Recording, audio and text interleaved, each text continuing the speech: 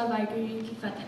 This speech I'm giving is my own chance to stand up for how I feel, and this chance was given to me by Guru Gobind Singh Ji. See, we're all told to make personal connections with our own writing materials, but I would be lying if I said I can relate to what Guru Gobind Singh Ji did for us. When Guru Tegh Bahadur bequeathed to his son, Guru Gobind Singh Ji was only 9 years old, and yet he managed to lead a whole Sikhi.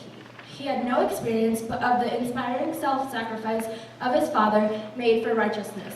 No resources, no estate, no wealth, only a handful of Sikhs to give offerings. Force of Islam and Aurangzeb was yet the biggest difficulty.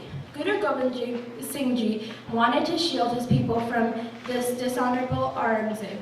Sikhs were seen as suspects in the eyes of government, but he was endowed with a heart which scoffed at all troubles, looking at only the positives in life.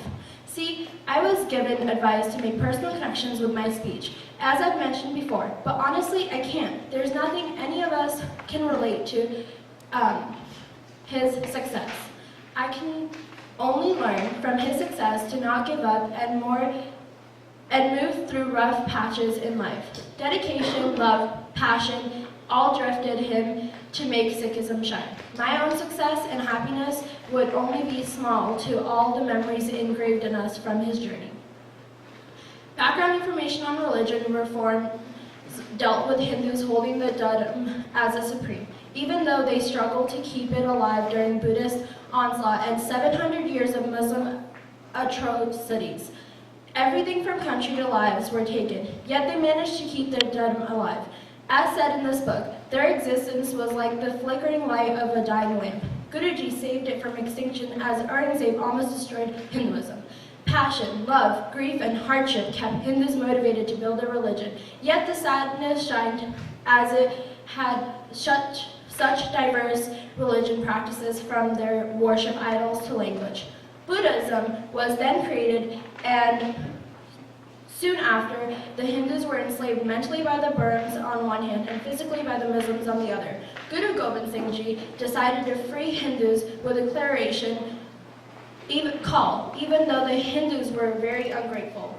This is how his reform in the religion sphere started. Following the perspectives of Guru Nanak Dev Ji, he forcefully denounced and forbade the worship of idols. Yet again, the humankind is born in the same way, and everyone adapts to their religion. At this era, Hindus and Muslims have their own devotions, as we and are the followers of Guru Nanak Dev Ji's Jot. Guru Gobind Singh Ji realized we don't need any more physical successors. I've learned that honestly, no matter what religion you are, we all believe in God. How going to different religions, worship places, don't mean you lose your own religion, Sikhism, or that you'll convert. It simply means that you are interested in opening your heart to see what others are believing in. There is no wrong answer, or more, unless you are one to step in one curious being. I'm not sure how I can relate to anything our Guru dealt with, but I can say that he went through difficulties we can't even imagine. I have a freedom of life because of my Gurus. During the early days before our Khalsa was created, Raj Rai of Assam, a devotee of Sikh Gurus, came to Guru Gobind Singh Ji with an elephant called Sadvi. He gradually rode the elephant everywhere, accompanied by his warrior Sikhs. Difficulties approached as many people told Guruji not to take his kettle drums with him, for they wouldn't help him, and threatened his mother. Fights soon took place between Guruji and the Rajas. He decided to create a national awakening in Punjab. Aurangzeb was involved in life and death struggles in the Deccan with the Marathis. Either under the influence of Pandits or his own, the Guru decided to hold a yagna and light the sacrifice fire at a special place. He had condemned, in the strongest possible terms, the worship of these creations of a call. I'm not sure if this lesson relates, but this is how I feel. We all have empowered something from hearing all of this. All the speeches given in this room are our own points of views on what information we have gathered from these stories as individuals. These lessons can be sacred, but they have truly opened my eyes. The foundation of Khalsa were to create a new breed of men who would fight for what was right and had a brotherly love in loved with devotion to a call, ready to sacrifice their lives for their ideals. The Guru's devotion to the formless one and preach for love often kept them aloof. Hill Rajas needed a band of devotion 6, courageous, well-versed in warfare, and eager to succor the oppressed as a religious duty. On Vaisakhi of Samvat 1756, 1699 AD, Guruji gathered his Sikhs at an open place at Anandpur, where everyone was assembled, and he showed up with a sword and declared to sacrifice his head as willed by Akal Purakh for Dharam.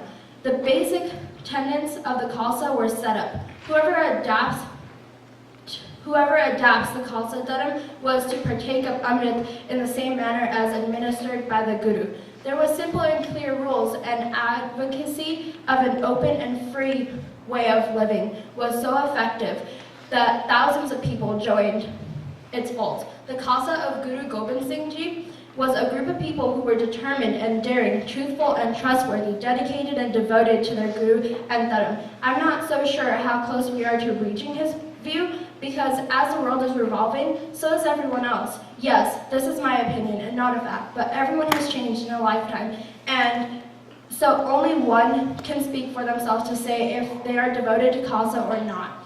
Guru Gobind Singh Ji was a warrior, poet, and philosopher, and a veracite genius. His traits have taught us to be who we are today. He fights his whole life with a great victory from Mongol empires. The Guru Granth Sahib Ji and many religious poems were written. Our Guru Granth Sahib is a Granth, Sant, Fakir, Put, and Sikh, and the Bani of our Gurus. So why is it that today's world, that the meaning of Sikhism has changed and combined to forget the basic fundamentals of Sikhism, which is similar to other religions? Don't lie, be fair to oneself and the people around you. Donate 10% of your income should be donated, is a quote said in Hinduism, Christianity, Islam, and even Sikhism. So where lies the difference? As humans, we have forgotten our own lessons and teachings, which tell us to be fair to everyone every day.